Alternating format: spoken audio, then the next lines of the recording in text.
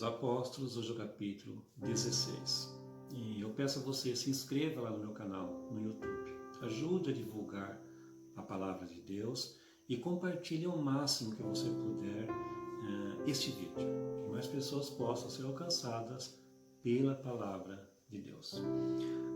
Após o desentendimento com Barnabé, Paulo e Silas deram início à segunda viagem missionária de Paulo, cujo objetivo principal era visitar as igrejas.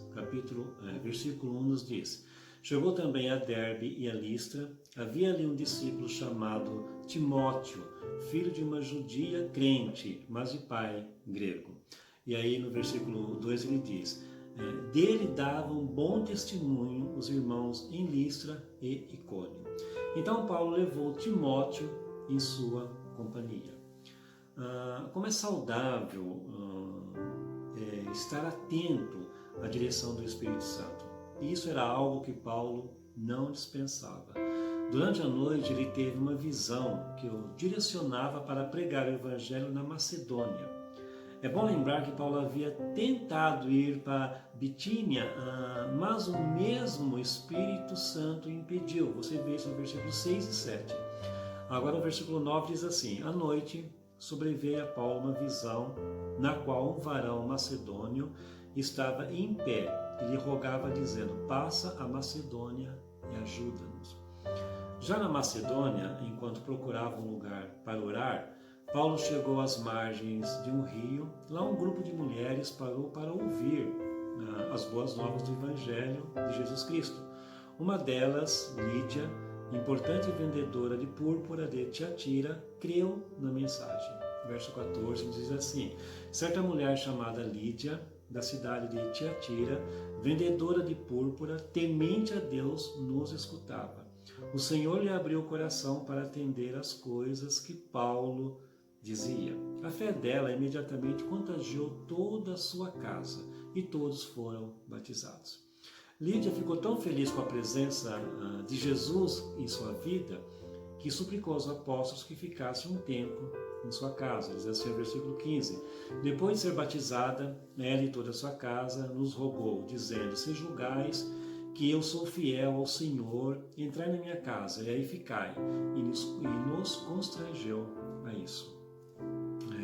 Determinado dia, enquanto estavam indo para a oração, Paulo e Silas se depararam com uma jovem que possuía um espírito de adivinhação. Versículo 16 diz assim: aconteceu que, indo nós para o lugar de oração, nos saiu ao encontro uma jovem possessa de espírito adivinhador, a qual, adivinhando, dava grandes lucros aos seus senhores. Ao ver a opressão da jovem, em nome de Jesus, Paulo repreendeu o demônio e imediatamente a jovem foi liberta. A libertação da jovem repercutiu negativamente na cidade. Isso porque ela era escrava e o seu talento de adivinhação era muito lucrativo para os seus senhores. Versículo 19 diz assim: vendo os seus senhores que se lhes desfizera a esperança do lucro, agarrando em Paulo e Silas, os arrastaram para a praça à presença das autoridades. Eles arrastaram Paulo e Silas à praça principal e os acusaram de perturbar a ordem. A consequência disso é que eles tiveram suas roupas tiradas publicamente, algo extremamente vergonhoso. Versículo 22 nos diz assim: levantou-se a multidão unida contra eles, e os pretores, rasgando-lhes as vestes, mandaram açoitá-los com varas. Foram açoitados e em seguida foram presos. Verso 23. E depois de lhes derem muitos açoites, os lançaram no cárcere, ordenando ao carcereiro que os guardasse com toda a segurança. Mesmo com o corpo dilacerado pelos açoites e suportando a dor, a indiferença, suportando a injustiça e o desconforto da prisão, Paulo e Silas não permitiram que suas almas ficassem amargas. Perto da meia-noite, de forma não silenciosa, mas para que todos pudessem ouvir e saber, eles oravam e louvavam a Deus por tudo. Versículo 25 diz assim: Por volta da meia-noite, Paulo e Silas oravam e cantavam louvores a Deus. Os demais companheiros da prisão escutavam. E a adoração deles chegou ao trono de Deus. Em resposta ao louvor deles, o Senhor enviou um terremoto tão tremendo que as portas da prisão foram todas abertas. O verso 26 nos diz assim: de repente sobreveio tamanho terremoto que sacudiu os alicerces da prisão, abriram-se todas as portas e soltaram-se as cadeias de todos. O carcereiro que cuidava da prisão, ao ver o milagre, pensou em tirar a sua própria vida, pois caso os presos tivessem fugido, ele sofreria muito com a punição dos romanos. Paulo o impediu, dizendo que todos os presos estavam ali, e insistiu que ele não precisava fazer aquilo. Verso de número 28.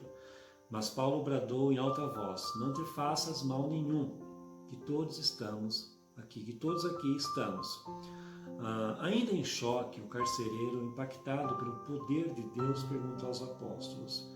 Então levou-os para fora e perguntou, verso 30.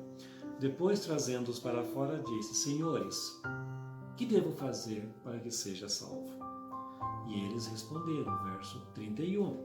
Responderam-lhe: crê no Senhor Jesus e serás salvo, tu e a tua casa. E aí ele completa no versículo 32. E lhe pregaram a palavra de Deus e a todos da sua casa. A partir de agora, o impiedoso carcereiro, agora convertido, passou a cuidar das feridas deles. Verso 33 diz assim: naquela mesma hora da noite, cuidando deles, lavou-lhes os vergões dos açoites. A seguir foi ele batizado e todos os seus. Ao amanhecer, os magistrados deram ordens para que Paulo e Silas fossem libertos. Mas ao ouvir a ordem, Paulo exigiu explicações. Isso porque eles eram cidadãos romanos e haviam sido injustamente açoitados e presos. A revelação de Paulo deixou todos eles com medo, com muito medo. Isso porque um cidadão romano não poderia ser tratado dessa forma.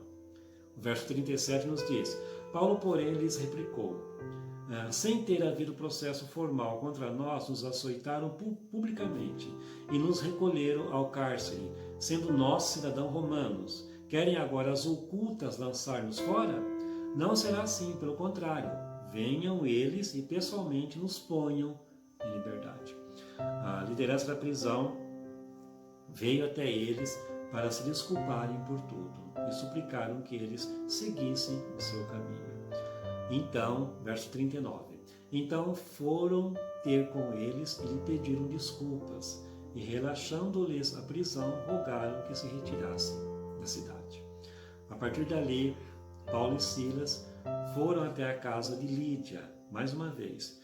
Lá eles puderam se recuperar e contar com o cuidado da igreja. Que Deus te abençoe, que a paz do Senhor esteja com você e esteja no teu lar.